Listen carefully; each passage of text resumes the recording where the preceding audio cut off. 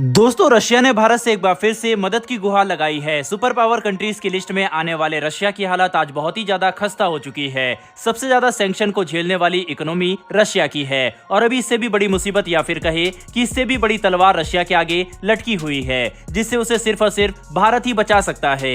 यही वजह है कि रूस हर मुमकिन कोशिश कर रहा है भारत को राजी करने के लिए कि वह उसको वर्ल्ड लेवल पर ब्लैकलिस्ट होने से बचा सके। क्या है ये पूरी खबर वर्ल्ड अफेयर से जुड़ी, इस अपडेट के बारे में हम आपको विस्तार से इस वीडियो में बताने वाले हैं। तो चलिए शुरू करते हैं इस वीडियो को। दरअसल दोस्तों रेफरेंस के लिए आप अपनी स्क्रीन पर आर्टिकल देख सकते हैं इकोनॉमिक टाइम्स और ब्लूमबर्ग का। इन दोनों की हेडलाइन साफ साफ बताती है कि किस तरह से रशिया इंडिया को फोर्स कर रहा है ग्लोबल फाइनेंशियल आइसोलेशन से उसको बचाने के लिए। FATF यानी कि फाइनेंशियल एक्शन टास्क फोर्स, ये एक इंटर गवर्नमेंटल ऑर्गेनाइजेशन है जो कि मॉनिटर करती है और इस तरह के कानून बनाती है जिसमें अलग अलग देश में अगर किसी भी तरीके की डर्टी मनी या फिर टेरर फंडिंग की जा रही है, कुछ भी गलत तरीके से पैसे का लेन देन हो रहा है, उसे रोका जा सके। वहीं पर जो भी इन सभी चीजों में योगदान देते हैं उन्हें ब्लैकलिस्ट किया जाता है या फिर ग्रे लिस्ट किया जाता है और उनके ऊपर कई तरह के सैंक्शन लगाए जाते हैं। फिलहाल FATF के अंदर 3 देश ऐसे हैं जो ब्लैकलिस्ट हैं और 25 से भी ज्यादा देश ऐसे हैं जो ग्रे लिस्ट में हैं। वहीं पर अब इन सब की नजर रशिया के ऊपर भी आ चुकी है। इसी बात से काफी ज्यादा रशिया डरा हुआ है।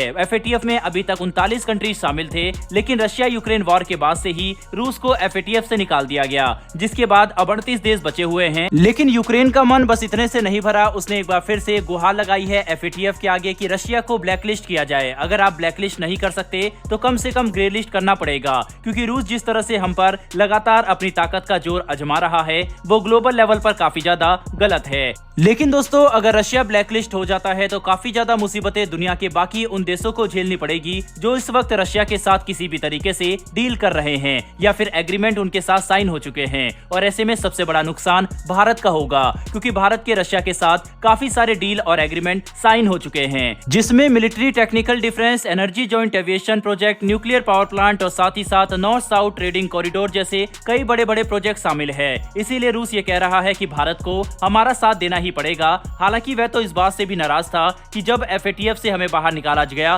तब भारत ने हमारे सपोर्ट में कुछ क्यों नहीं कहा। लेकिन अगर आपने तब कुछ नहीं कहा तो कम से कम अब हमें ब्लैकलिस्ट या ग्रे लिस्ट होने से बचा लीजिए, क्योंकि अगर हमारे साथ कुछ भी होता है तो उसका नुकसान आपको भी झेलना पड़ेगा, यानी कि भारत को भी झेलना पड़ेगा। लेकिन दोस्तों भारत को इस तरह से जो फोर्स रशिया कर रहा है उसके पीछे इकलौती यही वजह नहीं है जो रूस ने दी है, बल्कि असल वजह तो यह है कि भारत की FATF में एक साख बनी हुई है। भारत की जुबान पर हर किसी को भरोसा है। वर्ल्ड लेवल पर इस वक्त भारत के प्रधानमंत्री नरेंद्र मोदी को जो पहचान बनी हुई है उसके चलते FATF में भी उनका काफी दबदबा है। भारत अगर कहेगा तो FATF उनकी बातों पर भरोसा जरूर करेगा। इसीलिए भारत को लगातार रशिया फोर्स कर रहा है कि वो FATF की अगली बैठक में जहां रशिया को ब्लैकलिस्ट करने का फैसला होने वाला है वहां पर रशिया का साथ जरूर दे। भारत के अलावा FATF में मौजूद 38 देशों में से चाइना एक और ऐसा देश है जो रशिया के सबसे खास मित्र है। लेकिन चाइना की इस वक्त ग्लोबल लेवल पर इमेज काफी ज्यादा खराब हुई पड़ी है। खासकर कोविड-19 के बाद से कई देशों से तो चाइना ने भी दुश्मनी मोल ले रखी है, जिस वजह से उसकी भी कोई खास बात सुनता नहीं है। लेकिन हर बीते साल भारत ग्लोबल लेवल पर अपनी पहचान को और भी ज्यादा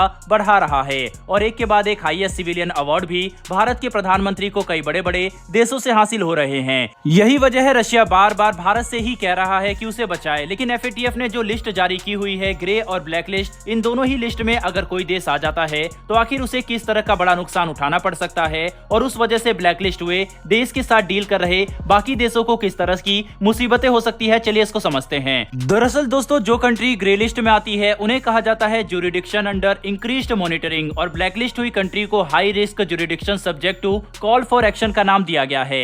FATF ये कहता है कि अगर आप ऐसी किसी भी ग्रे लिस्ट या ब्लैकलिस्ट कंट्री के साथ किसी भी तरीके से व्यापार कर रहे हैं तो उसका मतलब यह है कि उस देश के अंदर जो क्रिमिनल एक्टिविटीज हो रही है जिसे FATF ने काउंटर किया है, आप उन गतिविधियों को बढ़ाने में फाइनेंशियल तौर पर उन्हें सपोर्ट कर रहे हैं, क्योंकि आप उस देश के साथ व्यापार कर रहे हैं तो आपका पैसा उस देश में जा रहा है, तो कहीं ना कहीं आप भी उनके इस गलत हरकत में शामिल है और इस वजह से आपके ऊपर भी सैंक्शन लगने के चांसेस काफी ज्यादा बढ़ जाएंगे। अब ऐसे में भारत क्या कदम उठाता है ये FATF की आने वाली मीटिंग में ही पता चलेगा। अभी तक भारत में इस और कोई भी ऑफिशियल स्टेटमेंट नहीं दिया गया है कि वो रशिया का सपोर्ट करेगा या फिर नहीं। वैसे दोस्तों आपके हिसाब से क्या भारत को रशिया को ग्रे लिस्ट और ब्लैक लिस्ट से बचाना चाहिए नहीं? अपनी राय कमेंट बॉक्स में लिखकर जरूर बताइएगा। साथ ही हमारी आने वाली डेली वर्ल्ड अफेयर से जुड़ी ऐसी वीडियो के लिए चैनल को सब्सक्राइब कर बेल नोटिफिकेशन अवश्य दबा लें। फिर मिलेंगे ऐसी एक नई वीडियो के साथ। धन्यवाद। जय हिंद।